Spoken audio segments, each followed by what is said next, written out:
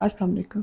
आज हम डिस्कस करेंगे सेल थ्योरी के बारे में। सेल थ्योरी क्या है, किसने प्रपोज की, क्या इसकी वैलिडेशन है, क्या चीज़ें हैं जो इसको वैलिड साबित करती हैं और कौन सी चीज़ें हैं जो सेल थ्योरी की एक्सेप्शन में जो है ना वो आती हैं, जो इसके अंडर जो है ना वो नहीं आती। तो सेल थ्योरी जो है, इसके ओरिजिन के बारे में अगर हम लें तो दो जर्मन साइंटिस्ट थे। शेलिडन 1838 के अंदर, ये था जर्मन बॉटनिस्ट। इसने प्लांट मटेरियल जो थे उनको लिया, बहुत सारे प्लांट से पार्ट्स को स्टडी किया और हर पार्ट के अंदर इसने सेल को ऑब्जर्व किया। इसके एक साल के बाद शवान ने, जो कि जर्मन जोलॉजिस्ट था, दोनों के काम में जो मुश्तरका चीज़ थी, दोनों ने सेल को स्टडी किया। लेकिन शेलिडन ने प्लांट के सेल्स जो थे उनको ऑब्जर्व किया था और शवान ने जो है, जो एनिमल जोलॉजिस्ट था, ज़ाहिर है एनिमल को स्टडी कर रहा था, तो एनिमल के सेल इसने जो है ना वो स्टडी किए थे।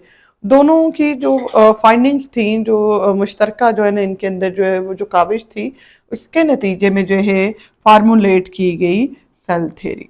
अब सेल थ्योरी जो है ना वो क्या है, एक बेसिक इसी स्टेटमेंट जो है ना वो लें तो सेल थ्योरी के अकॉर्डिंग तमाम जो लिविंग ऑर्गेनिजम्स होते हैं, they are made up of cell and cell product. All organisms are made up of cell and cell product. यानी या तो बने होंगे सेल से, लाइक यूनिसेलर हैं तो सेल से बने हैं, या फिर वो बने हुए हैं सेल प्रोडक्ट से। अब सेल प्रोडक्ट की बात करेंगे तो ये मल्टी सेलर ऑर्गेनिज्म आ जाते हैं, जिनके अंदर सेल से कॉम्बिनेशन से टिश्यूज बनते हैं, डिफरेंट टिश्यू से कॉम्बिनेशन से ऑर्गन्स बनेंगे और ऑर्गन से कॉम्बिनेशन से ऑर्गन सिस्टम जो है ना वो बनते हैं और इस तरह एक होल ऑर्गेनिज्म वजूद में आता है। तो तमाम जो ऑर्गेनिज्म हैं वो सेल और सेल की प्रोडक्ट से मिलकर बने होते हैं। This is the basic statement of cell theory. अब सेल थ्योरी के तीन बेसिक पॉस्टुलेट्स हैं, तीन बेसिक जो पॉइंट्स हैं और फंडामेंटल जो है वो पॉइंट्स हैं जो सेल की जो इम्पोर्टेंस है लाइफ के अंदर उसके उसको उजागर जो है वो करते हैं। ये तीन पॉस्टुलेट या ऐसे पॉइंट्स क्या हैं? Cell is basic structural and functional unit of life और लिविंग ऑर्गेनिज्म। तमाम लिविंग ऑर्गेनिजम्स का स्ट्रक्चरल और फंक्शनल जो यूनिट होता है वो क्या है? सेल है। स्ट्रक्चरल यूनिट भी है और फंक्शनल यूनिट भी है। लाइफ का तमाम जो एक्टिविटीज हैं लाइफ की, लिविंग ऑर्गेनिज्म की, वो सेल के अंदर भी हो रही होती। सेकंड पोस्टुलेट हम लेंगे, all organisms are composed of one or more cell. तमाम लिविंग ऑर्गेनिज्म सेल पर मुश्तमिल है, या एक सेल पर मुश्तमिल होंगे अगर वो यूनिसेलर है, या फिर एक से ज्यादा सेल पर मुश्तमिल होंगे अगर वो मल्टी सेलर है। तो ये हमारे पास सेकंड जो है ना वो पोस्टुलेट आ जाता है, all organisms are composed of one or more cell. Third postulate हम लेंगे, all cells originate from division of pre existing cell. यानी जो पहले से मौजूद सेल होंगे उनकी डिवीजन से न्यू सेल्स की फॉर्मेशन होती है। कभी भी ये नहीं होगा कि पहले सेल मौजूद नहीं था और नया सेल जो है ना वो बन जाए। सेल को बनाने के लिए पहले जो मौजूद सेल होते हैं वही डिवाइड करते हैं, उन्हीं से नए सेल की फॉर्मेशन होती है। तो ये तीन हमारे पास बेसिक पॉस्टुलेट्स हैं सेल थ्योरी के। अब बात करेंगे हम सेल थ्योरी की वैलिडेशन की। वो कौन सी चीज़ें हैं जो इसको वैलिड साबित करती हैं, कौन सी चीज़ें हैं जो इसको प्रूफ जो है ना वो करती हैं, जो एविडेंस इसका देते हैं कि ये ठीक है, और कौन सी ऐसी चीज़ें हैं जो सेल थ्योरी की एक्सेप्शन में जो है ना वो आएंगी, जो इसके अंदर जो है ना वो नहीं होंगी। तो वैलिडेशन की बात करेंगे, माइक्रोस्कोपी यानी study of cell with the help of microscope, use of microscope। तो माइक्रोस्कोप को यूज करके जो स्टडी किया जाएगा, जिस भी चीज को स्टडी किया जाएगा, इस टेक्निक को जो है माइक्रोस्कोपी जो है ना वो कहेंगे। तो माइक्रोस्कोपी ने ये बताया कि तमाम जो ऑर्गेनिज्म है उसके तमाम पार्ट्स जो है वो बने होते हैं, वो कंपोज होते हैं किससे? सेल से। इसी तरह लाइव सेल जो इमेजिंग है, जो लिविंग सेल्स होते हैं, सिर्फ मुर्दा जो है सेल हैं, डेड सेल हैं, उन्हीं को नहीं जो है ना वो देखा गया। जैसे कि फर्स्ट टाइम जो है वो रॉबर्ट हुक ने डेड सेल जो है ना वो लिए थे, उसके बाद वाले साइंटिस्ट ने लिविंग सेल भी जो है ना वो देखे। लिविंग सेल को जो है उन्होंने स्टेन किया, उनको डाई किया, डिफरेंट जो है ना वो फ्लोरिसेंट डाई जो है ना वो यूज किए हैं, लाइक मिथाइलिन ब्लू है। तो उससे जो है ना वो क्या, डिफरेंट पार्ट्स को हाईलाइट करके, उनको इल्यूमिनेट करके जो है माइक्रोस्कोप के अंदर जो है वो देखा गया। तो लाइव सेल जो इमेजिंग है इसकी मदद से और इसी तरह जो जेनेटिक स्टडीज हैं इनकी मदद से भी ये कंफर्मेशन होती है कि सेल रेप्लिकेट करते हैं। जब सेल रेप्लिकेट कर रहे हैं तो इसका मतलब है कि ये बेसिक यूनिट होंगे, ये बेसिक यूनिट होंगे स्ट्रक्चर का भी और फंक्शन का भी। ये बेसिक यूनिट्स हैं स्ट्रक्चरल पॉइंट ऑफ व्यू से देखा जाए तब भी और फंक्शनल पॉइंट ऑफ व्यू से देखा जाए तब भी, क्योंकि हर जो सेल है उसके अंदर लिविंग ऑर्गेनिज्म के तमाम करेक्टरिस्टिक्स भी हैं और लिविंग ऑर्गेनिज्म के अंदर होने वाली जो तमाम एक्टिविटीज़ हैं वो भी पहले सेल लेवल पे होती हैं, सेल से मिलकर फिर टिश्यूज और टिश्यूज से मिलकर आगे ऑर्गेन्स हैं। थर्ड हम इसमें जो है वो लेंगे शेयरिंग कॉमन पाथवेज, यानी जो लिविंग डिफरेंट लिविंग ऑर्गेनिज्म को अगर हम लें तो चाहे जो है मल्टी सेलर हो, चाहे यूनिसेलर हो, चाहे प्रोकैरियोटिक हो, चाहे हो वो यूकैरियोटिक, सबके अंदर जो चीज़ें जो है ना वो चल रही होंगी, यानी सेल लेवल पे जो है जो एक्टिविटीज़ जो है ना वो चल रही होंगी, जो मेटाबॉलिक जो पाथवेज चल रहे होंगे, लाइक रेस्पिरेशन की बात करेंगे हम, सेल डिवीजन की जो है ना वो बात करेंगे, तो ये सारे जो है ना वो पाथवेज क्या होते हैं, कॉमन होते हैं लिविंग ऑर्गेनिज्म के अंदर। इसी तरह बहुत सारे जो सब्सटेंसेस होते हैं वो भी शेयर कर रहे होते हैं लिविंग ऑर्गेनिज्म, प्लांट्स भी, एनिमल्स भी, इवन बैक्टीरिया भी। तो अगर डीएनए की बात करें, डीएनए, आरएनए, प्रोटीन, ये बेसिक हमारे पास जो है ना सब्सटेंसेस है, बेसिक जो है वो लिविंग ऑर्गेनिज्म के मॉलिक्यूल हैं। इनके अंदर भी जो है ना वो क्या होगा, कॉमन जो है करेक्टरिस्टिक्स जो है मौजूद होंगे। जी इसमें जीन की बात करें, डीएनए की बात करें तो डीएनए के अंदर जो कॉमन जीन, एक जैसे जीन्स जो है, सीक्वेंस ऑफ जीन और सीक्वेंस ऑफ न्यूक्लियोटाइड भी इसमें जो है ना शेयर हो रहा होता है। तो सिमिलर डीएनए भी है, अगर डीएनए सिमिलर होगा तो इससे बनने वाला आरएनए, उसमें भी सिमिलैरिटीज जो है ना वो होंगी, बनने वाली प्रोटीन्स में भी सिमिलैरिटी होंगी। अब हम एक तरफ ह्यूमन बीइंग ले लेते हैं, एक तरफ हम बैक्टीरिया को कंसीडर करें तो आल दो दोनों जो है एक दूसरे से टोटली जो है ना डिफरेंट है, एक यूनिसेलर है, एक मल्टीसेलर है, एक प्रोकैरियोटिक है, एक यूकैरियोटिक है, एक सिंपलेस्ट है और एक मोस्ट कॉम्प्लेक्स जो है ना वो फॉर्म है। बट दोनों के अंदर जो है कॉमन प्रोटीन जो है ना मौजूद होती हैं, लाइक इसमें जो रेस्पिरेटरी जो है ना वो प्रोटीन है, वो ह्यूमन बीइंग के अंदर भी जो है ना वही है, साइटोक्रोम्स जो रेस्पिरेटरी प्रोटीन होंगी, ये बैक्टीरिया में भी मौजूद है और ये ह्यूमन बीइंग के अंदर भी मौजूद है। और जो इसमें कह लें मोस्ट जो कॉम्प्लेक्स ऑर्गेनिज्म है सबके अंदर, सिंपलेक्स के अंदर भी वही है, मोस्ट कॉम्प्लेक्स के अंदर भी वही है। तो ये जो कॉमन इसमें जो है ना वो पाथवेज हैं, इनकी जो शेयरिंग है ये इसमें शो करती है कि तमाम जो फिर सेल हैं उनमें जो है ना वो क्या है कि कॉमन एंसेस्टर थे, जो कॉमन एंसेस्टर की वजह से जो है सारे जो सेल हैं या सॉरी तमाम जो ऑर्गेनिजम्स हैं उनका बेसिक स्ट्रक्चरल और जो फंक्शनल यूनिट है वो सेल ही होगा।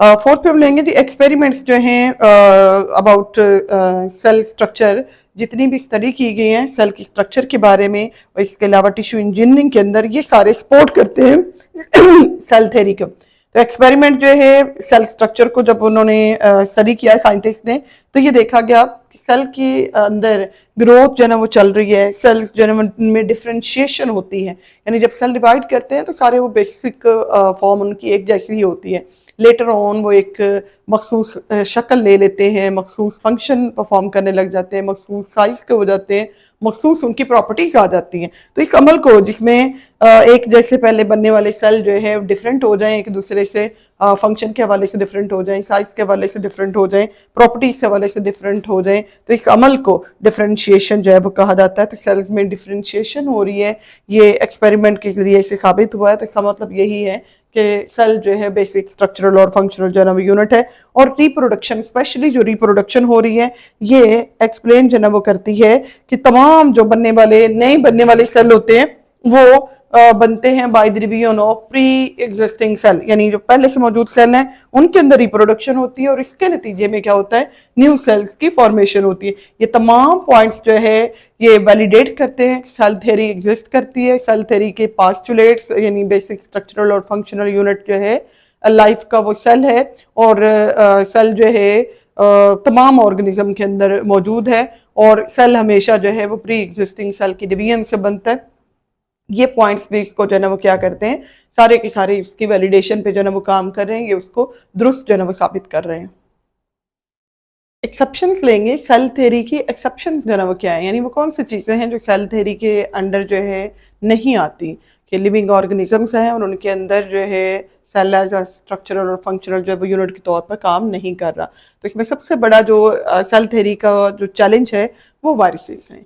वायरसेस जो है एक सेलुलर होते हैं, इन्हें नॉन सेलुलर भी कहते हैं, यानी इसमें सेल वाले कैरेक्टरिस्टिक्स जो है वो नहीं होते। आल दो ये लिविंग ऑर्गेनिज्म की बॉडी के अंदर एप्लीकेट भी करता है, ये अपने आप को बढ़ा भी लेता है, इन्फेक्शन भी काज कर सकता है, लेकिन ये सेल नहीं है। बगैर सेल के भी ये अपनी जनरेशन मतलब जो है अपने होस्ट के अंदर जो है कैरी करता है, कंटिन्यू करता है इसको। तो वायरसेस जो है ये नॉन लिविंग होने के बावजूद, एक सेलुलर होने के बावजूद भी रेप्लिकेट करते हैं।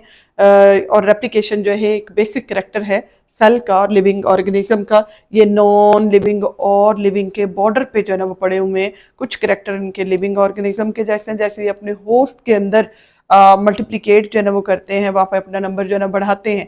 लेकिन अगर यही वायरसेस जो है ये अपने होस्ट से बाहर हों, सेल के बाहर हों, इनके पास बायोसिंथेटिक मशीनरी ना हो, तो फिर ये रेप्लिकेट नहीं कर सकेंगे। फिर ये क्रिस्टल सी फॉर्म में, कलमी शक्ल में जो है ना वो चले जाएंगे और लिविंग ऑर्गेनिज्म के जैसे करैक्टर शो नहीं करेंगे।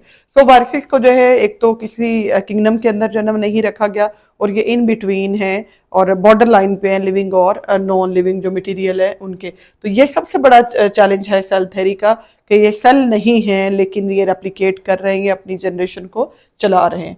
सेकेंडली हम इसमें जो है ना वो लेते हैं वायराइड्स और जो प्रायोन्स हैं, ये दोनों भी जो है ना वो सेल थ्योरी के को फॉलो जो है ना वो नहीं कर रहे, कि ये भी सेल नहीं है।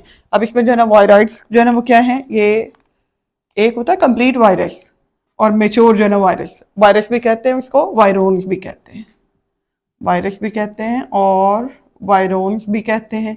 ये कंप्लीट और मेच्योर जो है इन्फेक्शियस वायरस है, यानी ऐसा वायरस जिसमें जेनेटिक मटेरियल भी है और जिससे ऊपर जो है ना प्रोटीन का कोट भी है।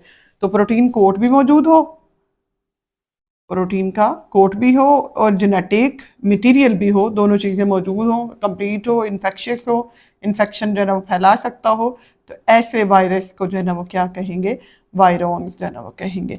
जबकि वायराइड्स जो है ना वो क्या है, सिर्फ जो है वो जेनेटिक मटेरियल हो, केला जेनेटिक मटेरियल हो, प्रोटीन कोट उसके ऊपर मौजूद ना हो, या हम कह सकते हैं इनकम्प्लीट जो है ना वो है, इमेच्योर जो है ना वायरस है, तो वो वायराइड्स जो है ना वो कहलाते हैं। जबकि प्रायोन्स जो है ना वो क्या है, ये इन्फेक्शियस प्रोटीन, अकेली प्रोटीन है, इनके अंदर जेनेटिक मटेरियल जो है ना वो नहीं है, बट ये वाली प्रायोन्स जो हैं इनमें भी एबिलिटी है कि ये रेप्लिकेट जो है ना वो कर जाती हैं। ये ह्यूमन बीइंग के अंदर, ब्रेन के अंदर एक मिस्टीरियस किस्म की जो है डिजीज जो है ना वो काज करते हैं ब्रेन के अंदर जो है। जबकि काउस के अंदर ये मेड काउ जो डिजीज है उसकी बीमारी जो है ना फैलाती हैं प्रायोन्स। इसी तरह जो वायराइड्स हैं ये भी इनकम्प्लीट जो है इन्फेक्शियस पार्टिकल हैं, और ये भी जो है ना वो रेप्लिकेट कर रहे हैं अपने होस्ट के अंदर।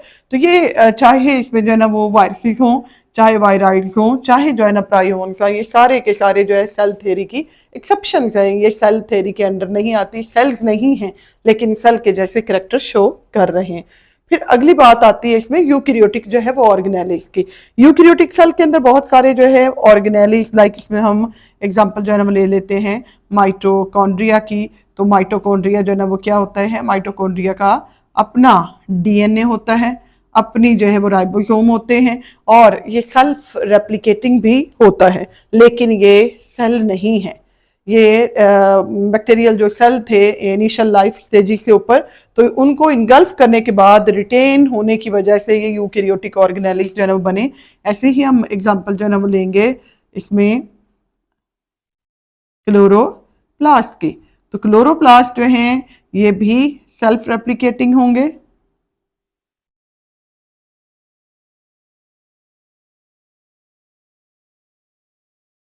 क्लोरोप्लास्ट भी क्या है, सेल्फ रेप्लिकेटिंग, और इनके पास भी अपना डीएनए, इनके स्ट्रोमा के अंदर भी अपना इनका डीएनए जो है वो पड़ा हुआ है, अपनी ये रेप्लिकेशन कर सकते हैं।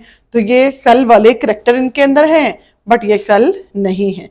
फोर्थ हम इसमें जो है वो लेंगे मसल जो सेल होते हैं, यानी मायोसाइट जो हैं, मसल के जो सेल हैं वो बहुत बड़े जो है वो सेल होते हैं, लंबे जो है वो सेल होते हैं, और इनके अंदर बहुत सारे जो है वो न्यूक्लियाई पाए जाते हैं। इनकी आगे जो है ना वो ब्रांचेस जो है वो होती हैं, यानी इसके अंदर आगे डिफरेंट यूनिट्स बने होते हैं, लाइक इसमें हम सार्कोमेर्स जो है वो लेते हैं।